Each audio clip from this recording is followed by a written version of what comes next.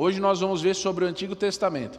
A ideia é que nós hoje vejamos sobre o Antigo Testamento e na semana que vem vamos falar sobre o Novo Testamento. Sabe por que eu estou dando esse estudo aqui? Porque eu não sei o que aconteceu. Os irmãos talvez possam me ajudar. Olha, a gente conversa com as pessoas, parece que as pessoas não sabem as coisas. Essa geração agora, muitas informações que para nós são... que são assim, a gente acha que todo mundo sabe, mas tem gente que não sabe. Então, por isso estou trazendo para a gente rememorar e também para que fique registrado aqui esse momento de estudo, tá bom? Também estou vendo aqui a irmã Ingrid, estamos orando por ela, irmã. Deus abençoe, esqueci de marcar aqui, mas também estamos em oração pela irmã. Muito bem, até porque hoje nós como crentes somos muito criticados. A Bíblia é criticada, nossa convicção na palavra de Deus, e muitas vezes nós nos sentimos sozinhos. Mas eu quero dizer uma coisa, uma pessoa que critica a palavra de Deus, desculpa o que eu vou dizer aqui, é uma pessoa ignorante, que ela não conhece o que ela está falando. Ela não estudou esse assunto, e hoje nós temos essa mania das pessoas que não sabem de nada, mas dá opinião. Então eu tenho que tomar muito cuidado com, assim... As pessoas criticam a gente pela rede social, colocam que não concorda, mas não sabe de nada. Tem uma história acontecendo, tem um passado, tem um presente, tem um futuro. Então hoje nós vamos falar sobre o Antigo Testamento, e eu quero que você abra a sua Bíblia no texto que eu escolhi aqui, que está em Deuteronômio 6, quero ler a partir do versículo 4 até o 9, tá bom? Olha, Deuteronômio 6, de 4 a 9. Diz assim, é um versículo antes desse aí. Ouve Israel, o Senhor nosso Deus é o único Senhor. Amarás, pois, o Senhor teu Deus de todo o teu coração, de toda a tua alma e de todo o teu poder. E estas palavras que hoje te ordeno estarão no teu coração. E as intimarás a teus filhos, e delas falarás assentado em tua casa, andando pelo caminho, deitando-te, levantando-te, e também as atarás por sinal na tua mão, que te serão por testeiras entre os teus olhos, e as escreverás nos umbrais de tua casa, não, só até o 9, e nos umbrais de tua casa e nas tuas portas, amém. Muito bem. Irmãos, nós queremos hoje trazer aqui, e sabemos que essa mensagem está sendo gravada, então você poderá até passar para outras pessoas todo esse estudo aqui. Nós queremos falar sobre o Antigo Testamento e dirimir muitas críticas que são feitas, e eu quero começar dizendo que as escrituras hebraicas, se você entrasse hoje numa sinagoga, fosse lá, sabe, sinagoga, você fosse lá, você ia encontrar o Velho Testamento lá, no banco lá da sinagoga, lá no livro. Então nós temos uma explicação para tudo isso aqui. E hoje à noite eu quero falar sobre isso, sobre o Velho Testamento. As escrituras hebraicas, elas consistiam antigamente em 25 livros, que foram escritos de 1400 a.C., até 400 a.C. Então, aproximadamente 1000 anos demorou do primeiro momento que foi escrito o primeiro livro, que algumas pessoas inclusive pensam que foi Gênesis, mas os estudiosos têm dito que o livro de Jó foi o primeiro livro da Bíblia a ser escrito, não o assunto do livro. O assunto de Gênesis obviamente é o princípio, mas estudiosos têm dito isso. Agora, esses 25 livros, eles eram divididos em 3 partes. Então, quais são essas partes? Primeira parte, a lei, que é chamada de Torá. A segunda parte, os profetas, que era chamado de Nebirim. E a terceira parte, os escritos, chamados de Ketubim. O Pentateuco, ou a lei, são os 5 primeiros livros aí da sua Bíblia. Você sabe, Gênesis, Êxodo, Levítico, Números e Deuteronômio. Isso aí é igual em todos os casos aí. Agora, os profetas, eles eram divididos em primeiros profetas e últimos profetas. Quais são? Então é o seguinte, Josué, Juízes, 1º e 2º Samuel, 1º e 2º Reis, eram tidos pelo povo hebreu como os primeiros profetas, ou primeiros livros de profetas. E quais são os últimos livros de profetas? Isaías, Jeremias e os 12. Então, os 12 livros que a gente sabe, que é Oséias, Joel, Amós, Obadias, Jonas, Miqueias, Naum, Abacuque, Sofonias, e tem o Ageu, o Zacarias e o Malaquias, mas era chamado de os 12. Por isso que você que é muito atencioso, falou, o pastor falou 25, mas eu conheço 39, por causa disso, tá bom? É porque eles faziam essa redução. Muito bem, agora, também nós temos os escritos poéticos, que a gente chama assim também até hoje, que é o livro de Jó, Salmos e Provérbios. E nós temos os chamados 5 rolos, que são Ruth, Esther, Eclesiastes, Cântico dos Cânticos e Lamentações. Eu estou falando de como era dividido antigamente o Antigo Testamento judaico. E nós tínhamos também os livros históricos, Daniel, Esdras, Neemias, 1º e 2º Crônicas. Depois esses livros não mudou nenhuma vírgula de nada disso, mas eles foram divididos em 39, tá bom? Então, o conteúdo permanece o mesmo, mas a divisão de alguns se tornou diferente. Bom, os livros do Antigo Testamento, eles sempre foram considerados especiais pelo povo judeu. Nunca o povo judeu considerou os livros que consistiam no Antigo Testamento como um livro comum. Eles sempre entenderam que era a palavra de Deus, que era algo especial.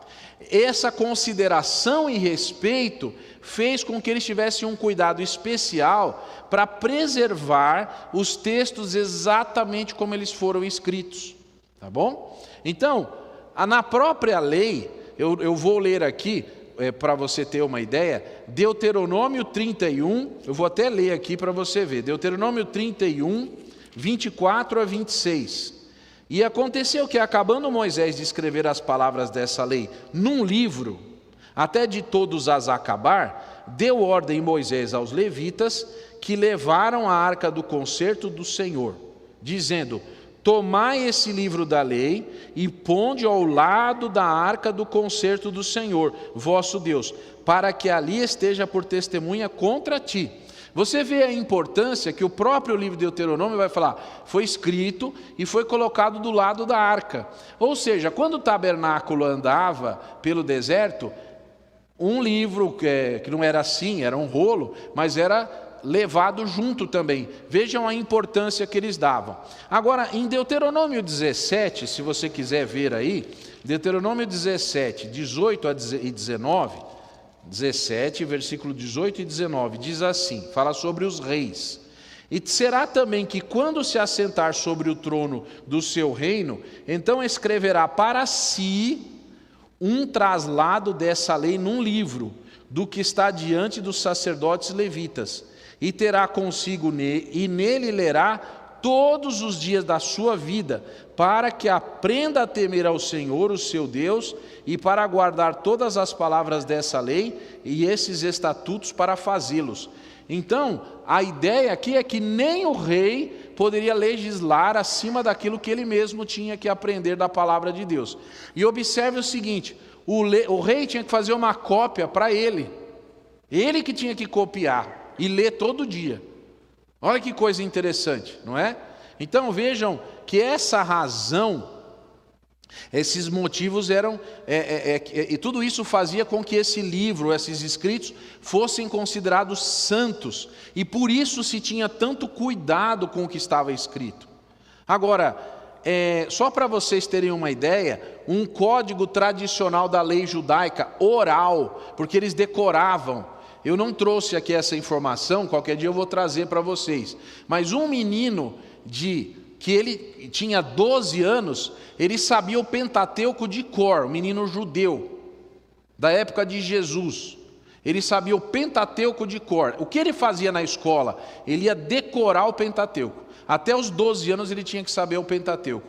E quando ele completava 18 anos, ele sabia todo o seu e o meu Antigo Testamento de cor. Se você começasse a falar, ele continuava.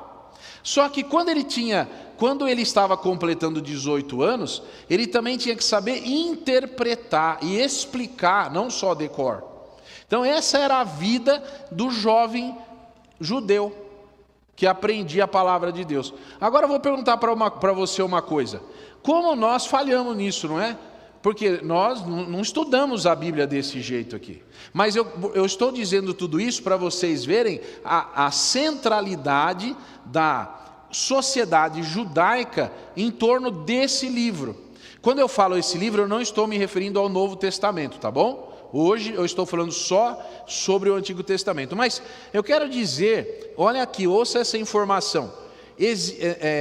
No ano 200 da nossa era, tá bom? Nós estamos em 2023. No ano 200, foi escrito uma informação oral que vinha sendo passada de geração a geração, com todos os nomes das pessoas, desde o dia de Moisés até um chamado concílio de Jamnia, no ano 200, todos os nomes das pessoas responsáveis por preservar o Antigo Testamento. Eles não só preservavam o Antigo Testamento, como honravam as pessoas, guardando os nomes delas. Imagine uma listagem ininterrupta do tempo de Moisés até o ano 200. De todo mundo que guardou a palavra de Deus, as pessoas que foram responsáveis por manter uma cópia da palavra de Deus. Olha que coisa interessante. Inclusive, quero aqui trazer uma informação. Você já deve ter ouvido falar a palavra cânon, que faz uma divisão entre os livros da Bíblia, que estão na sua Bíblia, e os livros que nós chamamos de apócrifos, ou seja, livros não inspirados, que, por exemplo, tem nas Bíblias das igrejas católicas, que são livros de literatura. Eu não estou aqui criticando que se leia, nem que se tenha na Bíblia, mas eu quero falar sobre o cânon.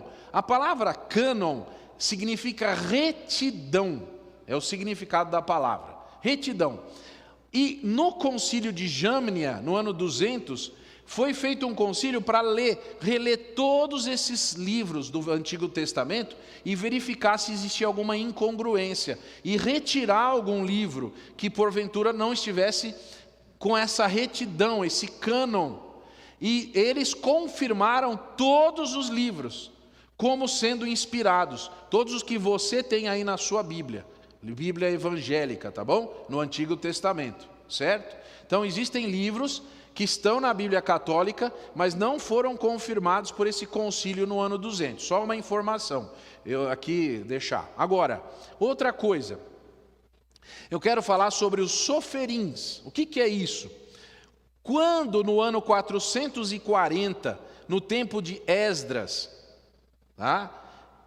A Bíblia, ela foi escrita em hebraico, o Velho Testamento. E os maçoretas, eles, quando o pessoal foi exilado para a Babilônia e voltou, muitas pessoas não sabiam mais falar o hebraico original, porque se misturou com o que eles aprenderam lá, e eles voltaram e agora misturou tudo, e eles voltaram falando uma língua aramaica, que era uma mistura do hebraico com a língua que eles aprenderam lá. Muito bem. Acontece que um pessoal chamado maçoretas, eles fizeram uma situação que são os soferins, que são os contadores. Eles fizeram duas contribuições que eu vou dizer por que isso foi importante. Os contadores ou soferins, eles criaram uma maneira muito especial de copiar o texto bíblico. Eles atribuíram para cada letra do hebraico um número. Então, eu não vou falar aqui em hebraico, mas vamos só para você entender o que eu estou falando. Imagine que no hebraico tivesse a letra A, tá bom? Então a letra A, número 1, a letra B, número 2, a letra C, número 3, e assim sucessivamente. Só para você entender. E o que eles faziam? Eles copiavam o texto, e aí aquele texto ele sempre tinha a mesma quantidade de letras. Vamos supor, 25 letras na linha. E como cada letra era atribuído um número, eles pegavam uma outra folha e eles contavam. A letra tal significa o número tal. E eles contavam esses números e colocavam o número aqui, fora, à margem. Então, uma outra pessoa que fosse copiar, um contador, que era o soferim, ele ia lá e verificava se, porventura, por erro, alguma letra tinha sido trocada. Na soma dos números de cada letra, está entendendo? Cada letra tinha um número, era colocado um número atribuído a ela. Então, se o número, a soma fosse diferente, tinha alguma coisa errada aqui, tinha que ver que estava um erro aí. Depois disso tudo era somado também, todas as linhas, os números eram somados, até ter um número aqui embaixo. Eles também somavam as palavras, somavam as orações, as sentenças, e iam colocando números, para preservar a originalidade exata na hora da cópia. Vocês entenderam? Eu vou explicar melhor. Todo mundo aqui tem CPF, tá certo? Você tem o CPF lá e depois do CPF você tem um tracinho e 2 numerinhos. Aqueles 2 numerinhos que tem no final, eles não têm nada a ver com o seu CPF a princípio. Eles são chamados de dígito verificador. É um cálculo que é feito com todos aqueles números, 1 vezes 11, outro vezes 12, vezes 13, depois são somados e divididos para dar o dígito verificador. Ou seja, se você for lá na farmácia e digitar o seu CPF e você errou um número, a máquina sabe que você errou o número, porque o dígito verificador não está batendo com aquele cálculo que é feito com os outros números. Essa ideia foi inventada pelos soferins, em 440 a.C., aplicando-se às letras do hebraico. Então era um cuidado extremo para que nada fosse copiado errado, nenhuma letra.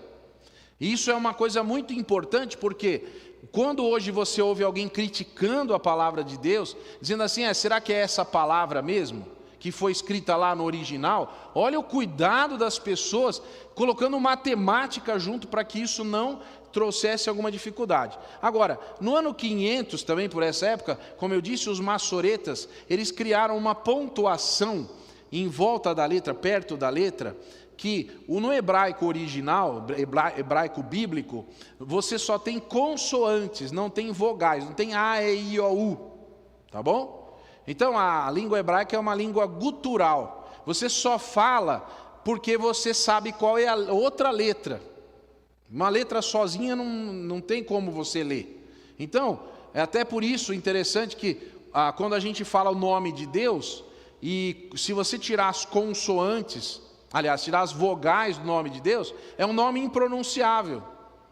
Os maçoretas que colocaram, então, as vogais, para que pudesse ser lido o hebraico, mas não mexeram no original, no texto. Então são pontinhos. Eu não trouxe aqui uma Bíblia hebraica, mas você tem lá 1 pontinho, 2 pontinhos, em cima e embaixo, e isso traz uma sonoridade à letra, tá bom? Só para você saber o cuidado deles.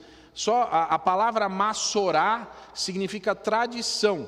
Então, tanto na terra de Israel como na Babilônia, os maçoretas, eles criaram essa forma de leitura. Então foi uma grande contribuição que esses soferins e os maçoretas trouxeram. Soferins, os contadores, e os maçoretas para poder vocalizar as letras. E tudo isso permitiu que o texto original fosse preservado com exatidão. Então, em tese, entenda, é quase impossível que tenha uma única letra de todo o Velho Testamento tenha sido alterada, por causa da preocupação com os mínimos detalhes. As pessoas criticam, mas não sabem de tudo isso. Agora tem mais. Agora, algumas pessoas perguntam assim, por que tem tão poucas cópias antigas, originais ou antigas do Velho Testamento? Por quê? Porque, primeiro, acontece o seguinte, o próprio povo judeu tinha um respeito muito grande pelos rolos onde estava escrita a Bíblia. Então, um rolo era usado, e quando ele já começava a se desfazer, aquele couro do rolo, eles pegavam o rolo e enterravam junto com algum mestre da lei. Então eles não guardavam isso daí. Então primeiro, quando ele já estava meio gastinho, eles copiavam o novo e enterravam o antigo, junto com o corpo do mestre da lei. Então é a primeira coisa. Segunda coisa, como era feito num material perecível, então, obviamente, não foi entalhado em pedra, então também nós temos essa dificuldade. E agora, só para vocês saberem, tanto cuidado que tinha com esses rolos, que nas sinagogas tem uma sala especial, e sempre teve, chamada Genizá. Essa sala é o lugar onde os rolos são guardados, longe das pessoas. Não é todo mundo que põe a mão. Até você já deve ter visto que tem uma mãozinha assim, ó, que os judeus usam para ler. Eles nem põem a mão, eles pegam assim, ó, para fazer a leitura, uma mãozinha pequenininha assim. Alguém já deve ter visto isso, que vai no texto assim, e para ele não pôr a mão. Ele nem coloca a mão, ele lê assim de longe, quando um bastãozinho assim, pelo respeito que ele tem pelo rolo sagrado, para não estragar. E isso é uma coisa muito interessante. Muito bem. Agora, os judeus recusavam-se a modificar qualquer coisa. Além disso, existem situações muito interessantes. Como foram feitas cópias da Bíblia em várias línguas, nós temos, por exemplo, cópias da Bíblia que foi feito pelos samaritanos. Os samaritanos que não foram para a Babilônia e ficaram por ali, se envolveram com outros povos, eles têm o Pentateuco deles. O Pentateuco dos samaritanos é traduzido para o aramaico. E os samaritanos não conversavam com os judeus. Vocês lembram que tem isso até na Bíblia? Então eles tinham como se fosse vou chamar um nome moderno, né? Um backup em outra língua do texto original. E aí o que acontece? Quando foram encontrados agora no Mar Morto alguns manuscritos ali e foram colocados um do lado do outro, verificou-se que eram exatamente iguais. 2000 anos depois aproximadamente. O cuidado que as pessoas tinham. Agora, eu também quero falar sobre os Targuns. Os Targuns, que eu não vou ler aqui, mas está, por exemplo, em Neemias 8:8, eles eram pessoas que eram comentaristas bíblicos, que explicavam o texto. E eles então escreviam, tinham cópias e escreviam à margem alguma explicação ou a vocalização daquele termo. E esses Targuns, eles eram como se fosse hoje comentaristas da palavra de Deus. Então, quando se pegou o texto dos Targuns e o texto original, verificou-se que, por exemplo, isso daqui comentava esse texto aqui. Então, também uma situação de paralelismo. Nós temos também a Septuaginta, muita gente já ouviu falar. 250 a.C., nós estamos aqui em 250 no Império Grego, antes do Império Romano. A língua que se falava era a língua grega. Então, a Septuaginta o que é? Líderes judeus foram contratados para traduzir do hebraico para o grego, o Antigo Testamento. Tá bom? Eles fizeram essa tradução para o grego, para os gregos poderem ler. Diz a tradição que 70 tradutores em 70 dias fizeram essa tradução. E esse trabalho foi concluído. Isso é questionável, algumas pessoas dizem que não é possível, mas que deve ter demorado bastante tempo. Mas se nós pegarmos, por exemplo, o seu livro aí, sua Bíblia, abrirmos num texto do Velho Testamento, traduzido do hebraico, e nós procurarmos os textos da Septuaginta, que foi escrito em 250 a.C., essa tradução, se verifica também que, apesar de estar em grego, é o mesmo correspondente ao hebraico. Porque então também o que eu quero dizer é que existem outros lugares, em outras línguas, cópias da Bíblia, que se uma colocada ao lado da outra, elas também têm uma fidelidade muito grande.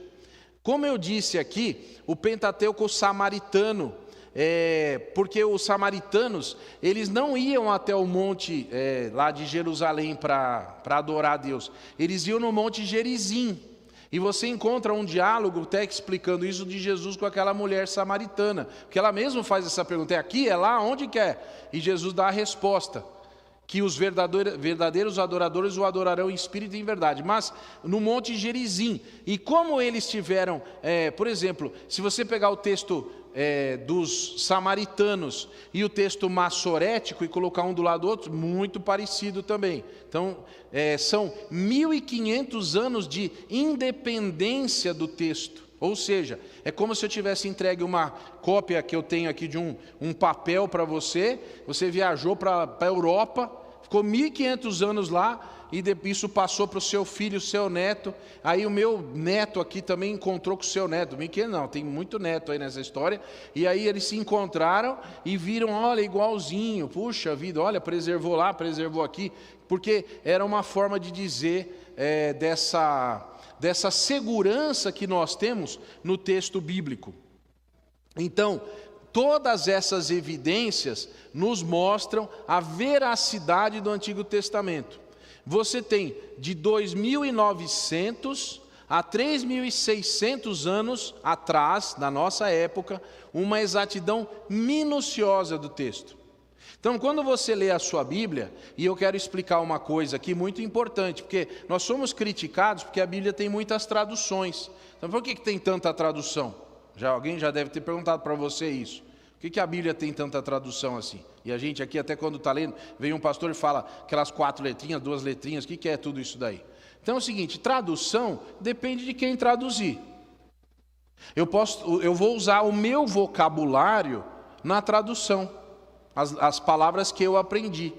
Como a língua portuguesa é uma língua muito rica, nós temos muitos sinônimos para falar a mesma coisa, então nós temos traduções diferentes.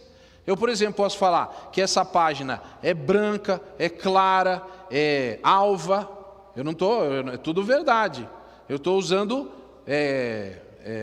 usando sinônimos. Então, as traduções tem muitas vezes sinônimos. O que não pode na tradução é tirar o sentido original da palavra. Então, por isso que nos seminários se ensina o hebraico para os pastores. Eles não saem expert em hebraico, mas pelo menos para ter uma noção, se ele precisar fazer uma tradução, pegar um livro e tal, ele vê se aquela tradução ela corresponde ao que ele está fazendo. Hoje nós temos aplicativos para computador, que você pode ver o hebraico, e o próprio computador já traduz para você. Você já traz a palavra, o significado, tudo. Tá bom? Então, o hebraico é uma língua bem simples, não é uma língua complexa. E uma palavra, às vezes a gente tem que entender o sentido da frase para escrever. Algumas palavras em hebraico têm problemas de tradução, tá? Vou falar, por exemplo, o número 1000. O número 1000 é um problema. Se você for estudar isso, você vai ver que o número 1000 sempre tem um ponto de interrogação. É 1000, ou é 10.000, ou é 100.000? Eu não sei. Então é uma situação difícil, mas não significa que está errado, significa que a gente não sabe direito, tá? Por exemplo, a palavra, quando a gente lê lá no começo da Bíblia, que está escrito assim, foi o dia primeiro. Você lê lá, o dia primeiro. O que é dia? É dia de 24 horas? É um período? Como é que tem dia antes de ter sol? Então, nós temos dificuldades, mas o que acontece? Graças a Deus que as pessoas não tentaram adequar as palavras a alguma coisa que nós achássemos que é verdade. O que você tem na sua Bíblia é a palavra dia, porque no original hebraico está escrito dia. Ou seja, é isso. Então você pode ficar tranquilo quando você lê a sua Bíblia, e inclusive pessoas que criticam e falam mal da Bíblia não têm conhecimento da seriedade que o povo judeu trouxe esse texto aqui até os dias de hoje. Não existe nenhum outro livro tão criticado como a Bíblia. Mas sempre que se acha um fragmento em alguma coisa, como no ano de 1947, depois em 67, que acharam lá em Qumran alguns vasos, um pastor de ovelhas, de cabritos, na verdade, estava com seus cabritos ali, e um cabrito entrou numa caverna lá e ele não sabia onde o cabrito estava, ele jogou uma pedra. Quando a pedra caiu no buraco, fez um barulho de um vaso quebrando, isso chamou a atenção dele. Ele desceu lá e encontrou um vaso, e dentro desse vaso tinha um rolo de 2000 anos atrás, lacrado. Como lá não chove, é muito seco perto do Mar Morto, ali não chove. 400 metros abaixo do nível do mar, lugar extremamente seco. Então, se preservou esses rolos. Já acharam muitos vasos, muitos fragmentos, e a primeira coisa que pegaram, por exemplo, acharam lá o livro de Isaías. Aí foram lá, e deixa eu ver se Isaías é igual a Isaías mesmo. 2000 anos, pegou, igualzinho. E eles ficaram assim, ficaram assombrados de ver a semelhança com essa situação. Para ser bem sincero, 95% de semelhança. Aí você vai falar, olha aí, mas não é. É porque o pessoal que copiou, eles colocaram algumas palavras como elas se falam, como eles falavam, e não no original como era. Eles colocaram a vocalização no texto. Então, mas não mudava o sentido de nada. Então, nossa Bíblia, quando você lê a palavra de Deus, quando você lê um salmo, quando você lê o Gênesis, você lê o que os profetas disseram, você pode louvar a Deus, porque imagine que isso aqui não tivesse chegado como foi escrito para nós. Então você sabe que isso daqui é algo muito sério.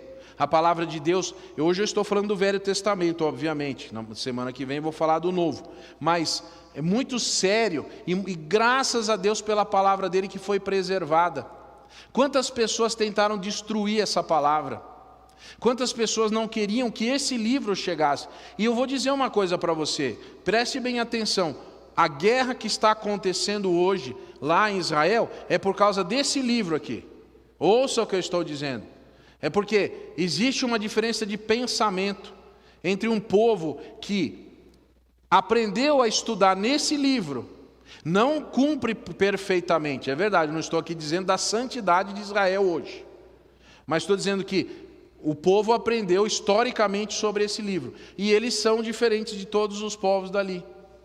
Então, isso traz problema, isso traz dificuldade para eles. É a palavra de Deus, que de fato traz divisão ao mundo, que algumas pessoas não concordam com o que está escrito nesse livro aqui. Mas por que eu estou trazendo esse estudo aqui? Porque eu quero trazer a importância e a alegria de você poder ler, e louve a Deus toda vez que você lê a Bíblia. Fala assim, obrigado, Senhor, porque o que está escrito aqui é o que o Senhor falou lá, é o que o Senhor mandou escrever, chegou para mim hoje. Louvado seja o teu nome. Na nossa geração, irmãos, existem traduções da Bíblia que estão mudando o texto original, estão colocando palavras ou tirando versículos onde não existe.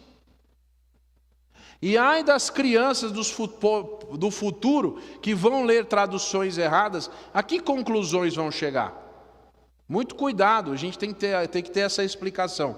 Então eu achei por bem trazer para os irmãos essa informação hoje. Ela não se extingue aqui, como eu falei, são 43 semanas. Mas eu acredito que você entenda que existem muitas cópias que foram para lugares diferentes e que têm o mesmo conteúdo, as mesmas palavras. E alguém pode falar, mas como é isso? Agora você já sabe. Você vai lembrar dos soferins e dos maçoretas. Vai falar assim, é verdade, eles faziam contagem. Poxa vida, que preocupação. Eles faziam de uma forma para não alterar as letras da palavra de Deus. Então chegou até nós hoje. E essa palavra que eu gostaria de trazer hoje para os irmãos, tá bom?